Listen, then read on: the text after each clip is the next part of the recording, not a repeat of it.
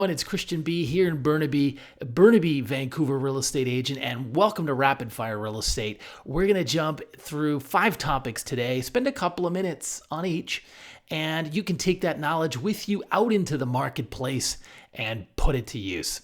So let's dive into it. Quick agenda here, 5 topics. We're going to talk about high-priced luxury condos downtown taking a beating. Second, we're going to look at lawsuits on Stratas, what to make of them. Third, what do you do as an owner if you are completing on a pre-sale and now you're selling it and there's a flood of other listings that hit the market? Fourth is the stigma of special levies. And fifth is strata fees. Would you rather pay special levies or pay through higher strata fees instead? And I'll explain a little bit more in a moment. Okay, let's go back to the first topic. And there was an article in the Vancouver Sun called Vancouver's High-Priced Condos Take a Hit Because of China's Downturn. Well, I'm not going to get into China's downturn, but I do know a little bit about luxury condos in the downtown market, and they certainly are taking a bit of a beating. And there's an example in the article about a listing online right now where the owner bought it for $3 million in pre-sales, and it's listed for $2.3 million now in the resale market.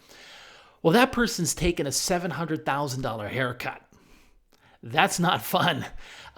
But that was the story. In 2017 and 2018, the condo market here had peaked. We had a lot of money coming in from China. And, well, it made its way into Canadian real estate. But now, fast forward, we have a higher interest rates, and there is no market demand for that type of product. You know, and I was taking a look at some of the other listings. There's got to be at least 14, 15 in that building right now. It's architecturally very significant. It's on Alberni. It looks like a Lego building. You can't miss it.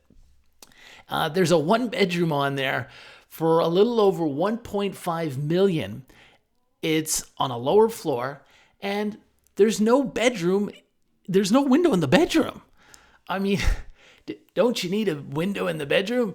But somebody bought it, and they're trying to resell it, probably around what they bought it for, and they're not gonna get this price. It's not happening, and I don't know how they bought it in the first place. If I were their realtor, I would not let you buy this. I mean, it's out of the question. And my advice to you, if you're an investor, a real estate investor, is buy cheap. Buy cheap. And you know the best example of this locally, in my view, is if you go to North Surrey, you go to Wally. What do people think of Wally? Well, they hate it, right? They say there's alcoholics on the sidewalk, in front of the liquor store, there's druggies hanging around the corner of some of the alleys. Yes, and that's why it can only get better. The area will just keep getting better over the decades. Believe me. And an example of what the prices were going for during the pandemic, 2021, I helped a client purchase a 1-bedroom there in the mid 300s in a pre-sale project. Today, he could probably sell it for $100,000 more if he decides to do that. The point I want to make, and I want to impress upon you, is that when you're buying on the low end, you can sell to anybody in the future. There's a huge market because anybody can buy your unit. But if you buy the highest priced product there is, right? The Ferrari, the Lamborghini, there's not a lot of buyers for that. So keep that in mind. My advice to you as a real estate investor is always buy cheap. Buy the lowest floor in the building. That's what they do. And that's what you try to do as well. Okay, let's move along. Lawsuits in Stratas. Came across a strata recently where there is a lawsuit going on. It's probably about a 130-page document. It comes with the strata documents. That's sent out by the listing agent to the buyer's agent. Now, lawsuits are written to look bad. And what happens in when a building completes, sort of several years after it's completed, the strata, they do an assessment of their building, and what they're trying to do is get the developer to fix any outstanding issues, but they're also casting a wide net. They want to get the developer to do extra things. Maybe do some more paint touch-ups in the inside of the building, do a little bit more work on the outside, sealants around the windows, caulking, and so on. And there's a lawsuit on one of these buildings, and basically it's stalled the sales. And I was talking to a realtor who was selling in the building, and he says, the units are probably going at $40,000, $50,000 below their true market value because buyers are put off by the lawsuit. They don't want to buy into that.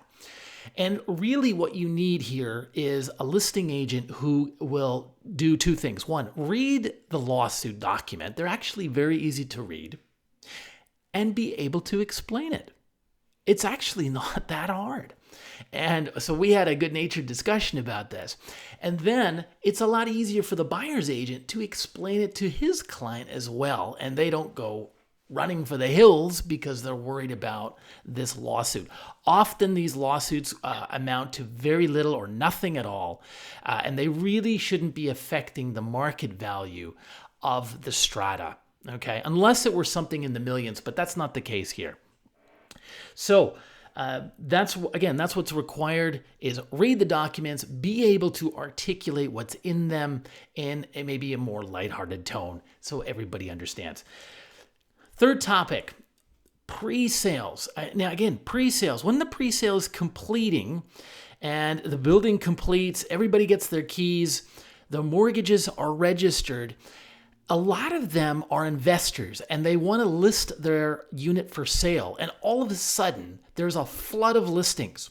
Good example of this downtown was Burrard Place. When Burrard Place completed, and I went back through the history of it, I saw there was about 19 or 20 listings in the first 30 days.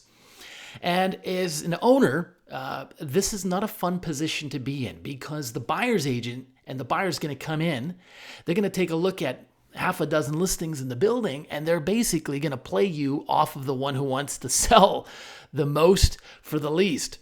And it can be a bit of a race to the bottom for a short window of time. And if you're a buyer, listen to this because it can be an opportunity. It's like buying a car that's a year and a half old, almost brand new, and you're getting it for $25,000, $30,000 less than the sticker price if you were to buy it off the dealer. And the same thing is happening here to a degree, and that is a lot of these listings will hang around. And of those that I quoted to you, none of them sold. None of them. Because the owners are obviously, they don't want to lose money either. But what you can do as a buyer is feel out. And this is what I do as a buyer's agent. I make the phone calls, maybe not all 20 perhaps, but maybe I talk to 7 or 8 of them and see, who wants to sell. So, that's what you want to be doing as a buyer. When you are the seller, best advice is list it sharply. You may be losing money on that, but think about all the properties you made money on. You win some, you lose some. I had a builder one time say to me, for every 3 projects I make money on, I lose money on the 4th. But the 3 you make money on makes up for the 4th. So keep that in mind. If you are listing a property that is coming up in a building that is completing, is be priced sharply. Topic number 4, the stigma of special levies. Often when we're looking at stratas, it's an older building, it's 40 years old, maybe it's time to replace the windows. A lot of buyers will be put off by that. They're worried about having to pay the $25,000 special levy for the window project. Well, I would just introduce to you a different way of looking at this. If that unit is really nicely renovated, I would say do not be put off by a window levy. Why? Because if you are given a choice between having to do a renovation and having to pay for a new window project, if I myself would probably rather pay the window project. If I'm getting a unit that's ready to move in, because it's been renovated. Hey, let's go. The reason being is if you're doing a renovation, it might cost you $60,000, $70,000, $80,000. And you know what? When it comes to renovations, contractors always going to add an extra 15%. It just seems to come out, whatever, if they quote you $60,000, be ready to spend about $75,000, $80,000, because that's what it's going to amount to. Renovations are going to cost a lot more for a unit than ever doing a special levy, unless it's a rain screening project, but most of those have been done in the Lower Mainland. So keep that in mind, okay? And the last topic is putting money towards, when a strata puts money towards a project, they're usually doing it in two ways. They're asking the owners to pay that special levy. Let's say it's a new roof, and they want to collect $8,000 from all the owners towards the new roof. Or they're going to ask you to pay higher maintenance fees so they can save that money for the next 4 years, pull it together, and put it to the roof. Personally, my philosophy is I would rather pay a one-time special levy. Why? Because I want to avoid a situation where a strata spends, raises the maintenance fees and then spends a little bit more on the landscaping. They spend a little bit more on the flowers. They spend a little bit more on the lobby, a little bit more on the concierge. You see where this is going. It soon becomes a part of the culture of the Strata Council to spend liberally. You spend your money loosely. So I like to keep the purse strings tight. Myself personally, I tend to be a very frugal person. I like companies and organizations that are frugal and use their money wisely. And I would like that to be the case for all the stratas that I own in and for all that I help my clients buying in. So keep that in mind. That's one philosophy. Other people would disagree with me. They would say it's better just to, if you're the kind of person you don't have a lot of savings or saving is hard for you, you probably don't want to follow my advice. It's probably better that you pay higher strata fees, strata pulls the money, and then takes that towards a project. Okay, so if you've got comments or questions, opinions, leave those below. If you want to reach out to me, you'll find my contact information below. As always, thanks for watching and welcome to all our new subscribers. Happy to have you on board.